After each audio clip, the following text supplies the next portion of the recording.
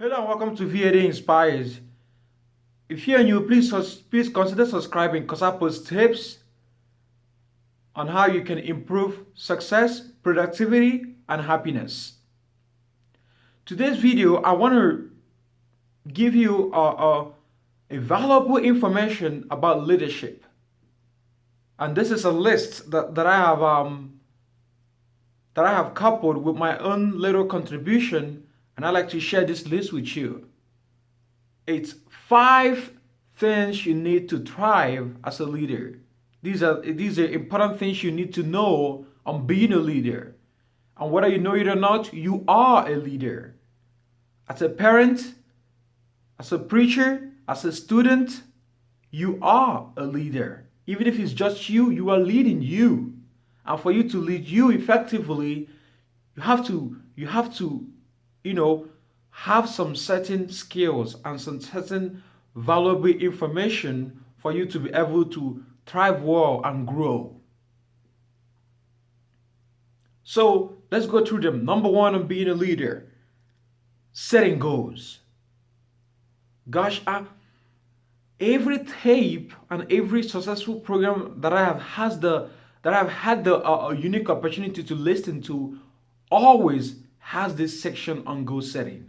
Why? Because this is the cornerstone to success. This is how you go from where you are to where you want to be. Your personal goals, your business goals, your financial goals. Now, I want to stir your mind a little. So, how about your head goals? Your investment goals, your family goals, goals for sharing and giving. What would you like to meet? Who would you like to meet? Where would you like to go? What would you like to become? Do you ever want to parachute out of an airplane? Own a music library?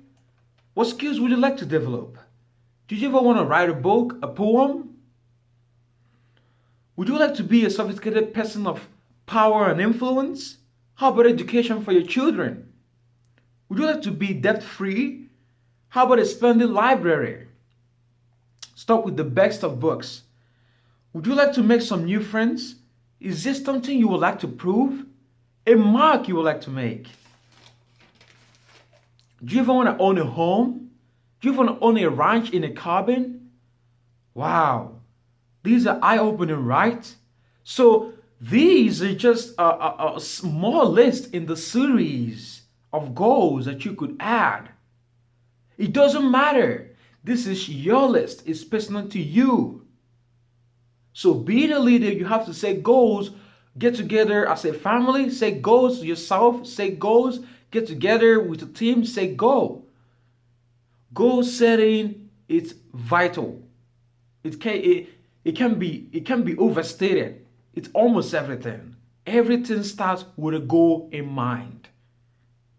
So number 1 on being a leader, goals. Set goals. Number 2, ask for wisdom. We all need a little coaching.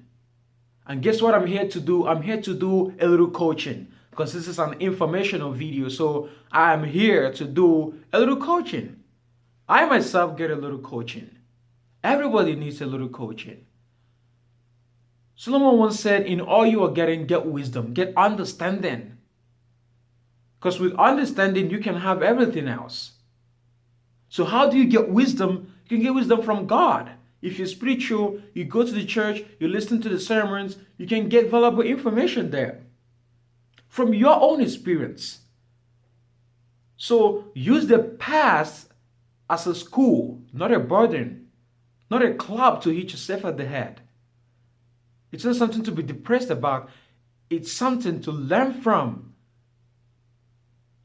Have you ever heard when someone is called or when someone is referred as having a wealth of experience? Why? Experience is wealth.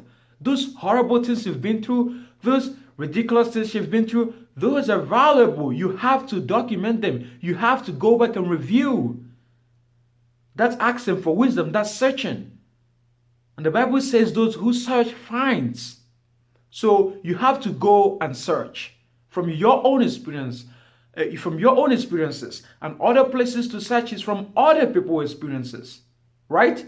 The books, the cassette tapes, the programs, school, your parents, educational leaders, personal conversations, novels, self-help books. All these are places that you gather information on stuff that can help you grow as a person, as a leader.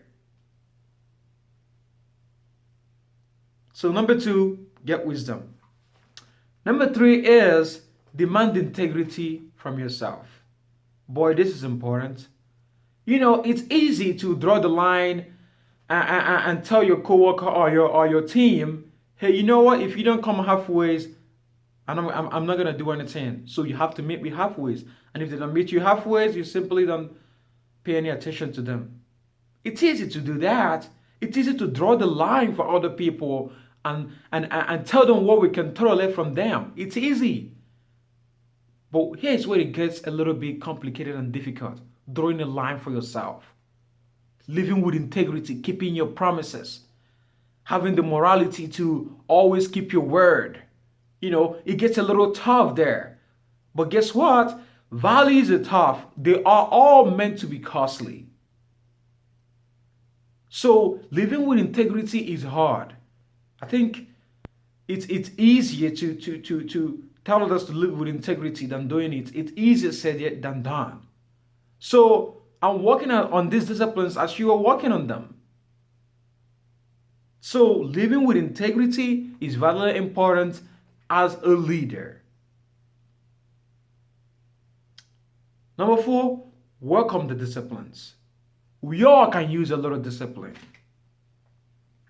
This is how dreams turn to reality. This is the point of turning nothing into something. This is the point of from thinking to actually doing. Self-discipline is as important as having a goal, because when you don't have a when you have a goal and you don't have the discipline, it's simply nothing. And when you have discipline without a goal, well, you have no direction. So I think the two go hand in hand. So let yourself be inspired by the discipline of trying always get into the habit of action, execution. Gary Vee once said, ideas are shared. I think I agree with him. Because execution, I think it's everything. I think one of the reasons we fail, according to Gary Vee, is people think too much. That's right. We're supposed to think yes, but we have to get into the phase of execution. We have to start executing. Number 5, we're almost done here, is prepare for challenges.